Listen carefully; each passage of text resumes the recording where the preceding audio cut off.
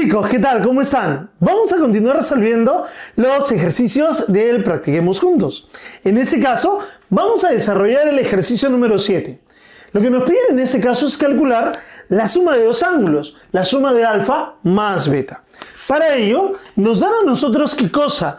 Este tipo de esquema del problema. Nos hablan de que acá hay una bisectriz, se presenta otra bisectriz, se encuentran los valores de alfa y beta como se muestran y nos dan la medida de ese ángulo que es 50 grados sexagesimales.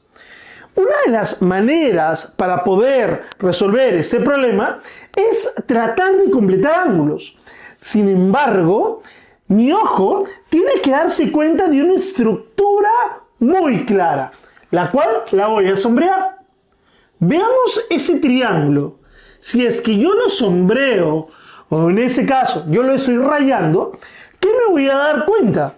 Dos cosas. Al indicar que eso es omega y omega, ¿qué me está dando o qué pauta me está dando el problema? Que esta línea que se muestra es una bisectriz. Muy bien, esa es una bisectriz interior. Y en este caso, si yo observo que acá hay teta y teta, ¿qué me estarán indicando? Que eso de acá, ¿qué va a ser? Una bisectriz exterior, pero en ese triángulo. Y al recordar esa idea de bisectriz interior y de bisectriz exterior, debo recordar un algoritmo de relación. ¿Cuál es? Lo que me dicen a mí es lo siguiente. Si yo tengo una bisectriz interior y tengo una bisectriz exterior, esas dos se van a intersectar en un punto, en el excentro. De tal manera que si es que yo tengo la medida de ese ángulo, que en ese caso le puedo denominar M, yo puedo calcular ese ángulo que se formó por acá, siendo la medida de ese ángulo equivalente a ¿cuánto? A la mitad del ángulo original. Si eso es M, el valor de X debe ser M medios. Tratando de analizar ese tipo de estructura en mi problema, ¿qué es lo que me voy a dar cuenta? Profe, para poder, en ese caso, tratar de relacionar ese algoritmo en ese problema, lo que me faltaría, ¿qué cosa es? Es prolongar esas dos líneas. Veamos esto.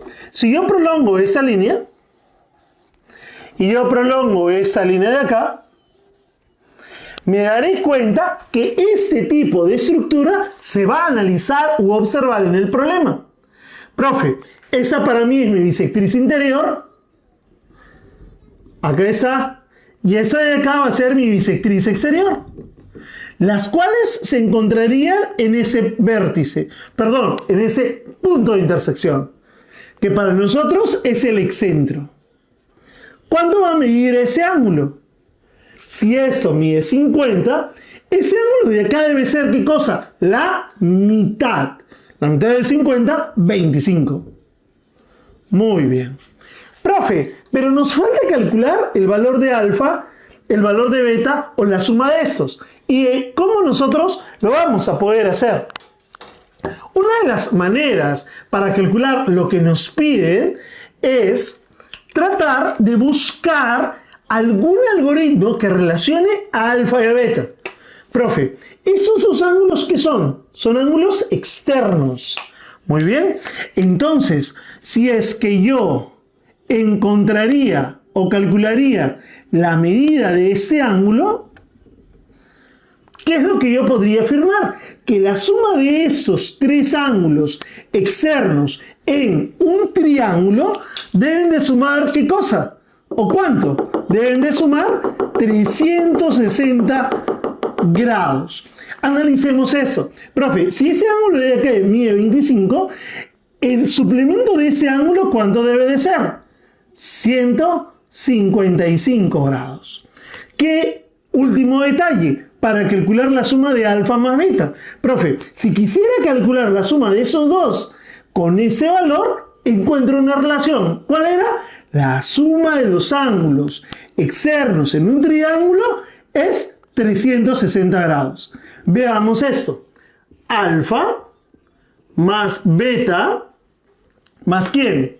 Más 155 es igual a ¿cuánto, chicos? A 360 grados. Muy bien. Si es 360 grados, ¿cuánto debe ser la suma de alfa más beta? El valor de 155 va a pasar a restar. ¿Cuánto nos va a quedar entonces? Para mí, este problema sería 205 grados. Y esa es la respuesta.